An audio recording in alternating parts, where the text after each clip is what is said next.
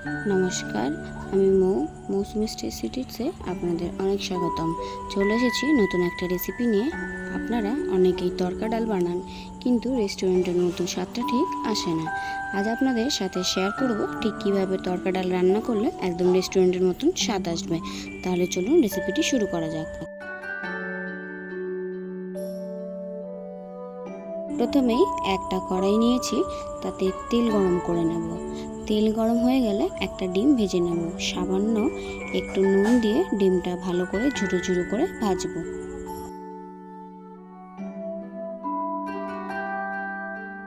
দেখুন, ঝুরো ঝুরো করে ডিম ভালো করে ভাজা হয়ে গিয়েছে। এবার একটা প্লেটে তুলে রাখবো। এবার ওই কড়াইতেই তেল দিয়ে গরম করতে দেব। তাতে দেব গোটা শুকনো লঙ্কা 2টি ও 3টি ছোট এলাচ দিয়ে হালকা ভেজে নিয়ে তাতে কুচিয়ে রাখা পেঁয়াজ তেলে ছেড়ে দেব। পেঁয়াজগুলো লালচে করে ভাজবো। দেখুন, পেঁয়াজগুলো লালচে করে ভাজা হয়ে গেছে। এবার এর মধ্যে 2 চামচ আদা রসুন বাটা দিয়ে কষাতে থাকবো কাঁচা গন্ধ যাওয়া পর্যন্ত।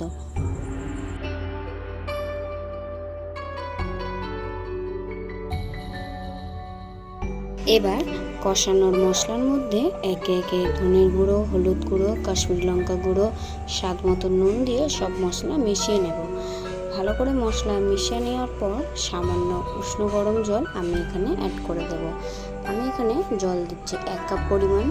আপনারা যে যেরকম গ্রেভি খেতে পছন্দ করেন সেরকম জল এর মধ্যে ব্যবহার করতে পারেন। আর দিয়ে দিচ্ছি সানরাইজের তড়কা মশলা দিয়ে ভালো করে কষিয়ে নেব। তড়কা মশলা দেওয়ার পর 1 চামচ টমেটো কেচাপ এর মধ্যে মিশিয়ে নেব। দেখুন, মশলা থেকে তেল ছাড়তে শুরু করেছে। এই সময় এর মধ্যে আগে থেকে সেদ্ধ করে রাখা গ্রিন মুগ ডালটা ঢেলে মশলার সাথে মিশিয়ে নিয়ে 5 থেকে 7 মিনিট ভালো করে ফুটিয়ে নেব। 7 মিনিট পর ঢাকনা খুলে নিয়েছি।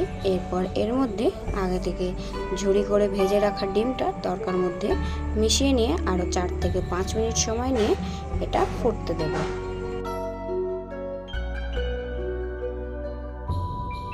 দেখুন, গ্রেভিটা কত সুন্দর থকথক হয়ে এসেছে।